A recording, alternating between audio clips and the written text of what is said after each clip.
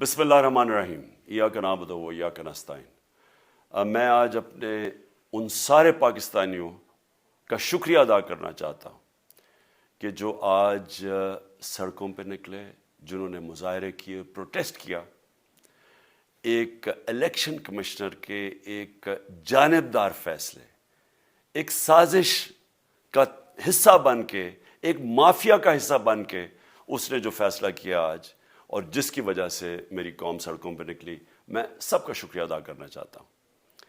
پہلے تو میں اپنی قوم کے سامنے یہ رکھنا چاہتا ہوں یہ کیا فیصلہ ہے، یعنی یہ توشہ خانہ کیا چیز ہے۔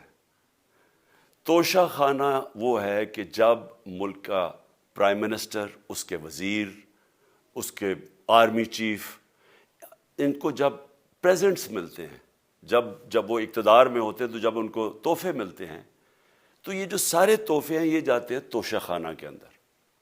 ایک پورا ریکارڈ ادھر قائم کیا جاتا ہے۔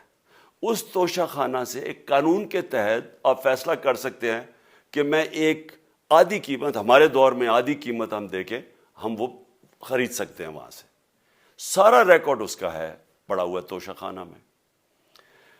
تو یہ جو کیس اس نے کیا ہے، یہ جو کیس کے اوپر فیصلہ دیا ہے، میں آپ ساری قوم کے سامنے اب یہ کہنا چاہتا ہوں کہ جب بھی، اور انشاءاللہ ہم اب جا رہے ہیں عدالت میں آج سب کے سامنے کہنا چاہتا ہوں کہ یہ عدالت کے اندر کیس جائے گا اور اس میں ایک چیز غیر قانونی نہیں نکلے گی، کیونکہ سارا ریکارڈ اویلیبل ہے۔ اور جنہوں نے قانون توڑا ہے، توشہ خانہ کا قانون کس نے توڑا ہے؟ آصف زرداری نے اور نواز شریف نے۔ کیسے توڑا ہے؟ انہوں نے 4 مہنگی گاڑیاں اس توشہ خانہ سے نکالی ہے۔ قانون یہ کہتا ہے کہ آپ گاڑیاں نہیں نکال سکتے، مجھے بھی ملی تھی۔ تو ان کے کیس تو سنے نہیں، ان کے 10 سال سے کیس پڑے ہوئے جو انہوں نے یہ گاڑیاں غیر قانونی طور پہ نکالی تھی۔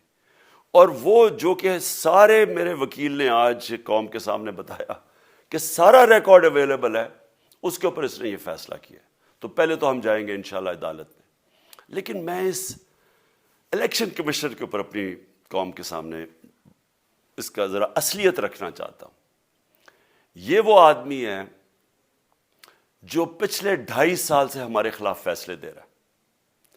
8 یا 9 دفعہ اس نے ہمارے خلاف فیصلہ دیا، ہم عدالت میں گئے اور عدالت نے اس کے فیصلے اوور ٹرن کر کے ہمارے حق میں فیصلے دیے، کیونکہ اس کے جو فیصلے تھے وہ غیر جانبدار نہیں تھے۔ ہم ای وی ایم مشینز کے اوپر کوشش کرتے رہے کہ اس ملک میں صاف اور شفاف الیکشن ہو، 2 سال کوشش کرتے رہے۔ اس الیکشن کمیشن نے پیپلز پارٹی اور نون لیگ کے ساتھ مل کے وہ نہیں ہونے دیا۔ ہم نے عدالت میں گئے کہ جو سینٹ کے اندر پیسہ چلتا ہے، سینٹ کے الیکشنز کے اندر، کہ وہ ووٹ ویریفائبل ہونی چاہیے، یعنی لوگوں کو پتہ ہونا چاہیے کہ آپ کے ایم پی کدھر ووٹ ڈال رہے ہیں۔ ہم سپریم کورٹ میں گئے، سپریم کورٹ میں اجازت دے دی کہ ووٹ ویریفائبل ہونی چاہیے، اس نے روک دی۔ اس کے بعد یوسف رضا گیلانی کا بیٹا پیسے دیتے ہوئے پکڑا گیا ووٹ خریدتے ہوئے، اس نے کوئی ایکشن نہیں لیا۔ یہ اس نے جب ہمارا یہ ابھی جو آڈیو لیکس ہوئی ہے، اس کے اندر کیا چیز آئی ہے سامنے؟ آڈیو لیکس میں یہ سامنے آئی کہ نون لیگ کے ساتھ بیٹھ کے یہ فیصلے کر رہا تھا کہ کون سے حلقے ہمارے کمزور ہیں اور کدھر پی ڈی ایم کی ووٹ جو تھی ہمارے حلقوں سے دگنی تھی۔ اس نے ان کے ساتھ بیٹھ کے فیصلے کیے۔ یہ جو ابھی حال ہی میں الیکشن ہوئے ہیں، اسی الیکشن کمیشن نے، اس نے پہلے بھی جب پنجاب کے بائی الیکشن ہوئے تب بھی پوری الیکشن کمیشن کی مشینری نے ان کی مدد کی، اور اس کے گورنمنٹ بھی پنجاب میں انہی کی تھی، گورنمنٹ کی مشینری نے بھی پوری مدد کی۔ اس کے باوجود دونوں دفعہ یہ الیکشن ہار گئے، اور الیکشن اس لیے ہارے کہ پاکستان کی قوم ان کو ریجیکٹ کر بیٹھی ہے، اور اللہ کا شکر ادا کرتا ہمارے ساتھ کھڑی ہے۔ جب ہماری گورنمنٹ گئی تب سے یہ مافیا کوشش کر رہا ہے کہ تحریک انصاف کو ختم کرنے کی۔ پہلے تو انہوں نے گورنمنٹ گرائی بیرونی سازش، پھر انہوں نے کروڑ روپیہ خرچ کیا، 20 یا 25 کروڑ روپے کی ووٹیں خریدی، لوگوں کو لوٹا بنایا، ہماری گورنمنٹ گرائی۔ اس کے بعد جب ہم نے مظاہرہ کیا، پرامن مظاہرہ، آئین اور قانون میں رہتے ہوئے، ہمیں آئین اجازت دیتا ہے پرامن احتجاج کرنے کی، ہم نے پرامن احتجاج کرنا تھا۔ انہوں نے جس طرح ایک بیرونی جو آج بھی وہ سائفر اویلیبل ہے جس میں واضح ہے کہ ان کو باہر سے مل کے انہوں نے ایک گورنمنٹ گرائی تھی. سب کو پتہ ہے سندھ ہاؤس میں 20 25 کروڑ روپیہ چلا اور گورنمنٹ انہوں نے گرائی. اس کے اوپر مظاہرہ ہم نے کیا 25 مئی کو. انہوں نے جس طرح کا ظلم و تشدد کیا ہمارے اوپر پاکستان کی تاریخ میں ایسے کبھی نہیں ہوا. عورتوں بچوں کے اوپر دیکھ رہے ہیں فیملیز, انہوں نے شیلنگ کی, گھروں میں گھس گئے رات میں, جو پنجاب پولیس کو انہوں نے استعمال کیا اور انہوں نے سمجھا کہ پارٹی کراش ہو جائے گی. پھر بھی نہیں ہوئی.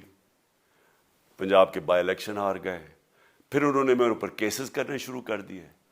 کبھی عدالت میں ایک کیس ہوتا ہے, کوئی 24 FIR ہے میرے اوپر.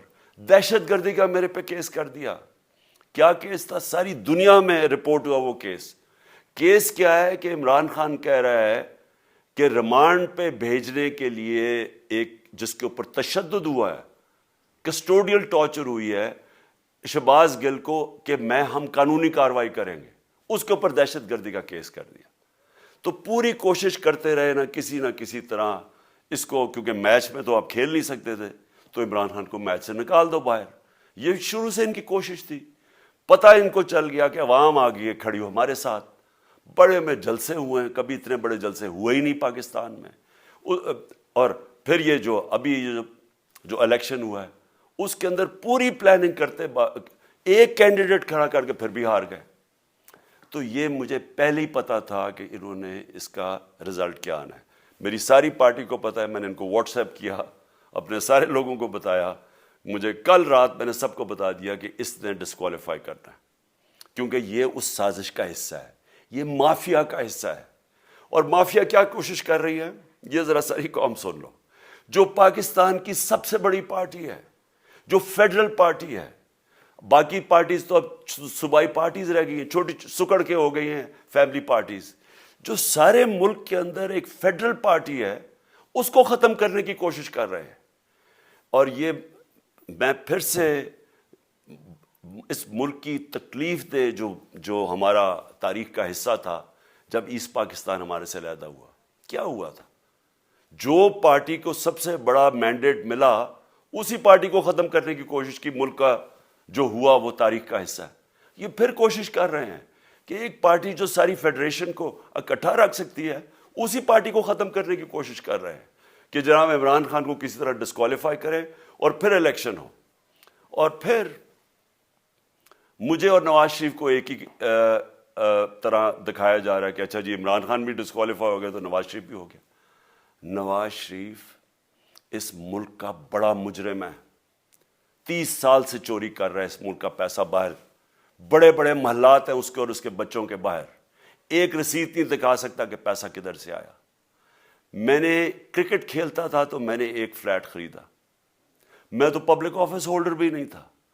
34-35 سال پہلے میں نے فلیٹ خریدا جب کرکٹ کھیلتا تھا.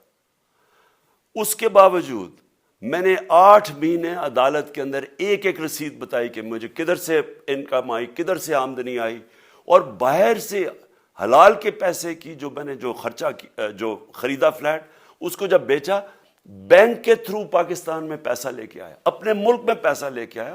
اس کی بھی منی ٹریل تھی. عدالت نے مجھے صادق اور امین کا, اور مجھے مقابلہ اس آدمی سے کر رہے ہیں جو اربوں روپے کی پراپرٹیز لے کے بیٹھا ہوا ہے. کبھی کوئی جھوٹ بولتا ہے کہ جی مجھے قطری خات کے جی قطری نے پیسے دے دیے, کبھی وہ کہتا ہے یہ ہیں وہ ذرائع, وہ فیل ہو جاتا ہے. وہ بیٹی کہتی ہے میرے لندن تو چھوڑو پاکستان میں کوئی پراپرٹی نہیں, اور پھر پراپرٹی نکلا. یعنی جو بتا ہی نہیں